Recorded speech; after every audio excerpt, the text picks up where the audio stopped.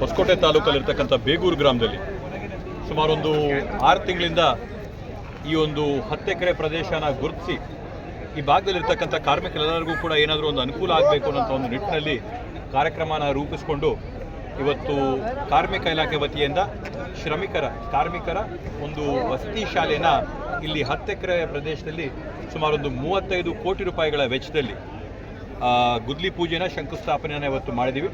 15 ತಿಂಗಳ ಒಳಗಡೆ ಇಲ್ಲಿ ಒಂದು ಶಾಲೆನ ಪ್ರಾರಂಭ ಮಾಡಿ 6ನೇ ತರಗತಿಯಿಂದ ಹಿಡಿದು 2nd PUCವರೆಗೂ ಉದ್ದೇಶ ಇರತಕ್ಕಂಥದ್ದು ಇಲ್ಲಿರ್ತಕ್ಕಂಥ ಕಾರ್ಮಿಕರ ಕಾರ್ಮಿಕರು ಹಗಲು ರಾತ್ರಿ ಯಾರು ಶ್ರಮಿಸ್ತಾರೆ ಅವ್ರ ಮಕ್ಕಳಿಗೂ ಕೂಡ ಒಳ್ಳೆಯ ಉತ್ತಮವಾದಂಥ ಗುಣಮಟ್ಟದ ಶಿಕ್ಷಣ ದೊರಕಬೇಕು ಅನ್ನೋ ಒಂದು ನಿಟ್ಟಿನಲ್ಲಿ ವಸತಿ ಶಾಲೆನ ಪ್ರಾರಂಭ ಮಾಡಿ 6ನೇ ತರಗತಿಗೆ ಬಿಟ್ಟು ಬಂದರೆ PUC ಮುಗಿಸೋವರೆಗೂ ಕೂಡ ಆ ಮಕ್ಕಳನ್ನ ಸುಮಾರು ಒಂದು ICSE ಅಲ್ಲ CBSE ಲೆವೆಲ್ವರೆಗೂ ಕೂಡ ವಿದ್ಯಾಭ್ಯಾಸದ ಒಂದು ವ್ಯವಸ್ಥೆನ ಇಲ್ಲಿ ಮಾಡಬೇಕು ಅನ್ನೋ ನಿಟ್ಟಿನಲ್ಲಿ ರಾಜ್ಯದಲ್ಲಿ 31 ಜಿಲ್ಲೆಗಳಲ್ಲಿ ಮೊದಲನೇ ಜಿಲ್ಲೆ ಬೆಂಗಳೂರು ಗ್ರಾಮಾಂತರ ಜಿಲ್ಲೆ, ಅದರಲ್ಲಿ ಮೊದಲನೇ ತಾಲೂಕು ಆಯ್ಕೆಯಾಗಿರ್ತಕ್ಕಂಥದ್ದು ಹೊಸಕೋಟೆ ತಾಲೂಕು ಅಂತೇಳಿ ಅತ್ಯಂತ ಹೆಮ್ಮೆಯಿಂದ ಈ ಸಂದರ್ಭದಲ್ಲಿ ಹೇಳ್ತಾ ನಮ್ಮ ಇಲಾಖೆಯ ಸಚಿವರಾಗಿರ್ತಕ್ಕಂಥ ಸಂತೋಷ್ ಲಾಡಣ್ಣವ್ರಿಗೂ ಕೂಡ ಅನಂತ ಧನ್ಯವಾದಗಳನ್ನ ಈ ಸಂದರ್ಭದಲ್ಲಿ ಕೋರ್ತೀನಿ. ಅದೇ ವೇದಿಕೆಯಲ್ಲಿ ಸುಮಾರು 1200 ಏನಿಲ್ಲಿ ಕಾರ್ಮಿಕರಿದ್ದಾರೆ ಅವರೆಲ್ಲರಿಗೂ ಕೂಡ ಸೇಫ್ಟಿ ಕಿಟ್ಗಳ ವಿತರಣೆ, ತರಬೇತಿ ಮತ್ತು ಸುಮಾರು 5 ಜನ ವಿಶೇಷ ಚೇತನರೇನಿದ್ದಾರೆ ಅವ್ರಿಗೆ ಇಲ್ಲಿ ತ್ರಿಚಕ್ರ ವಾಹನದ ವಿತರಣೆ ಕಾರ್ಯಕ್ರಮನೂ ಕೂಡ ಈ ಒಂದು ವೇದಿಕೆಯಲ್ಲಿ ಒಂದೇ ಸೂರು ಅಡಿಯಲ್ಲಿ ಇವತ್ತು ನಾವು ಯಶಸ್ವಿಯಾಗಿ ಮಾಡ್ಕೊಂಡು ಬಂದಿದ್ದೀವಿ.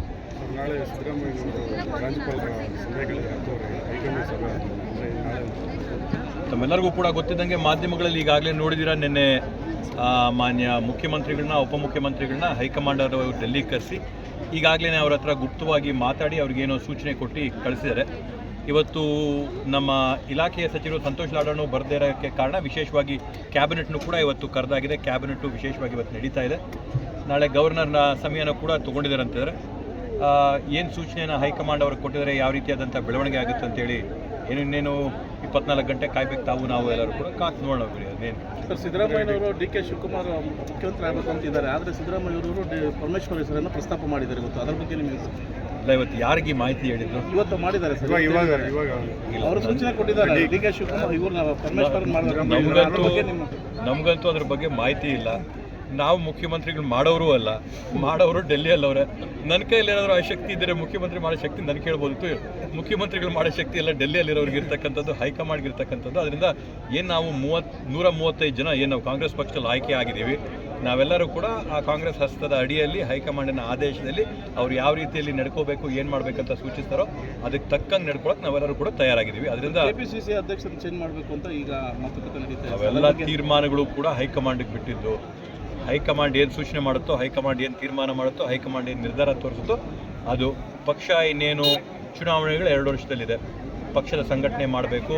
ಸರ್ಕಾರದಲ್ಲಿ ನಾವು ಮಾಡ್ತಾ ಇರ್ತಕ್ಕಂಥ ಇಷ್ಟೊಂದು ಒಳ್ಳೆಯ ಕಾರ್ಯಕ್ರಮಗಳನ್ನ ಪ್ರತಿಯೊಂದು ಸಾರ್ವಜನಿಕರಿಗೂ ತಲುಪೋ ರೀತಿಯಲ್ಲಿ ಮಾಡಬೇಕು. ವಿಶೇಷವಾಗಿ SIR ಅಲ್ಲಿ, ಮ್ಯಾಪಿಂಗಲ್ಲಿ ಈ ರೀತಿಯಲ್ಲೆಲ್ಲ ಕೂಡ ಏನೇನು ತೊಂದರೆಗಳಾಗ್ತಾ ಇದ್ದಾವೆ ಅವನ್ನು ಕೂಡ ಸಾರ್ವಜನಿಕರ ಗಮನಕ್ಕೆ ತರಬೇಕು. ಇವೆಲ್ಲ ಕೆಲಸಗಳನ್ನ ಚುರುಕಾಗಿ ಮಾಡಬೇಕಾದ್ರಿಂದ ಏನು ಸೂಚನೆಗಳು ಹೈಕಮಾಂಡ್ ತೀರ್ಮಾನ ಮಾಡಿ ನಿರ್ಮಾಣ ಮಾಡಿದ್ರೆ ಅವೆಲ್ಲವಕ್ಕೂ ಕೂಡ ನಾವು ತಯಾರಾಗಿದ್ದೀವಿ. ಪಕ್ಷದ ಕೆಲಸ ಸಂಪುಟ ಪುನರ್ರಚನೆ ಪಕ್ಷ ಏನು ಜವಾಬ್ದಾರಿ ಕೊಡುತ್ತೋ, ಏನು ಮಾಡೋಕ್ಕೆ ಹೇಳುತ್ತೋ ಮಾಡಿದ್ದೀವಿ. ಬೇರೆ ರಾಜ್ಯಗಳು ಕೆಲಸ ಮಾಡೋದಾಗ ಬೇರೆ ರಾಜ್ಯಗಳಿಗೂ ಕೆಲಸ ಮಾಡಿದ್ದೀವಿ. ಎಲೆಕ್ಷನ್ ಬೇರೆ ರಾಜ್ಯಗಳಲ್ಲಿ ಮಾಡೋದಾಗ ಮಾಡಿದ್ದೀವಿ. ನಮ್ಮ ರಾಜ್ಯದಲ್ಲೇ ಏನು ಕೆಲಸ ಮಾಡೋದ್ರು ಕೂಡ ಪಕ್ಷ ಏನು ಸೂಚನೆ ಮಾಡುತ್ತೋ, ಏನು ಜವಾಬ್ದಾರಿ ಕೊಡುತ್ತೋ 100ಕ್ಕೆ 100 ಕಾಯ ವಾಚ ಮನಸ್ಸ ಆ ಕೆಲಸಗಳನ್ನೆಲ್ಲ ಕೂಡ ಮಾಡ್ತೀವಿ. ಆಕಾಂಕ್ಷಿಗಳು ಯಾಕೆ, ಎಲ್ಲರೂ ಕೂಡ ಎಲ್ಲದಕ್ಕೂ ಆಕಾಂಕ್ಷಿಗಳು. ಸಿದ್ದರಾಮಯ್ಯ ಉಪಮುಖ್ಯಮಂತ್ರಿ ಕೊಡಬೇಕು ಅಂತ ಕೇಳ್ತಾ ಇದ್ದಾರೆ. ಹೈಕಮಾಂಡ್ ಏನು